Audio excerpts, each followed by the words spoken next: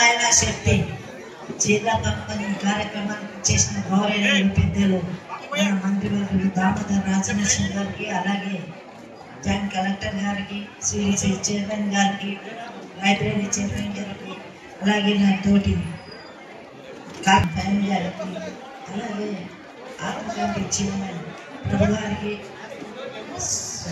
సమైక్య అధ్యక్షులు కోశాధికారి, జనరల్ సెక్రటరీ, అలాగే మిగతా మహిళలకి మూలం నుంచి వచ్చిన ప్రతి మహిళలకు నమస్కరిస్తూ, మరి ఈరోజు ఇంత పెద్ద కార్యక్రమం పెట్టినామంటే కాంగ్రెస్ పార్టీ ఏదైతే మాట ఇచ్చిందో ఆ మాట తప్పకుండా మరి చేసే ఒక తత్వం ఉన్న పార్టీ, మాట తప్పే పార్టీ కాదు.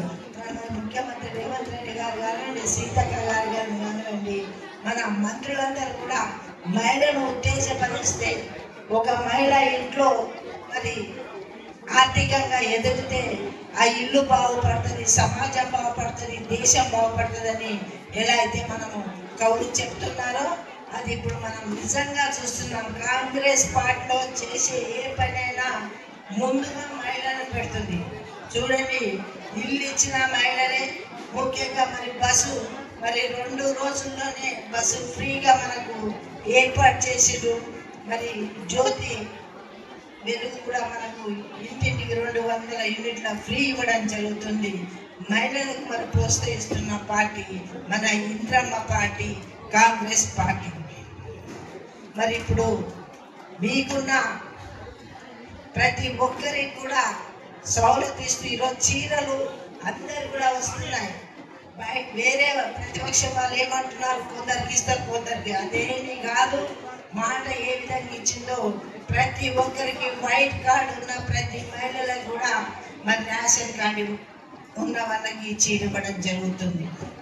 మరి చెప్పుకుంటూ పోతే చాలా ఉన్నాయి. మనమందరం ఇప్పుడు పార్టీ తర్వాత మహిళలుగా పుట్టడం అదృష్టం అనుకోవాలి. ఎందుకంటే ఆర్థికంగా, సామాజికంగా, రాజకీయంగా మనం ముందుకెళ్తున్నాం. ఇప్పుడు వచ్చే స్థానిక ఎలక్షన్ కూడా 50-50 ఉంటాం. 50 మంది మహిళలు, 50 మంది పురుషులు ఉంటున్నారు. మనకు మరి మంచి శక్తి, బలము, యుక్తి ఇస్తున్న పార్టీ కాంగ్రెస్ పార్టీ, మన ముఖ్యమంత్రి రేవంత్ రెడ్డి గారు.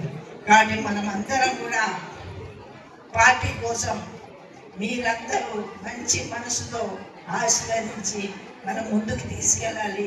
ముఖ్యంగా మహిళలు ఇండస్ట్రీలో కూడా రాణించవచ్చు. నేను ఇండస్ట్రీ చైర్మన్ కాబట్టి మరి మీరు కూడా 10 మంది 15 మంది కలిసి ఒక స్మాల్ ఇండస్ట్రీ కూడా పెట్టుకోవచ్చు. మీరు కూడా ఒక పెద్ద కోటీశ్వరాలు ఏ విధంగా అయితే పనిచేస్తూనే అవుతాం. మనకు గవర్నమెంట్ అవకాశం ఇస్తుంది కాబట్టి మీరందరూ కూడా కోటీశ్వర్ కావాలని కోరిక మరి సీఎం గారికి ఉంది. మరి వాళ్ళు చెప్పిన విధంగా మనం నడుచుకుంటే మీరందరూ, మనమందరము తప్పకుండా కోటీశ్వరాలు అవుతామని తెలియజేసుకుంటూ మరి సెలవు తీసుకుంటున్నాను. జై హింద్.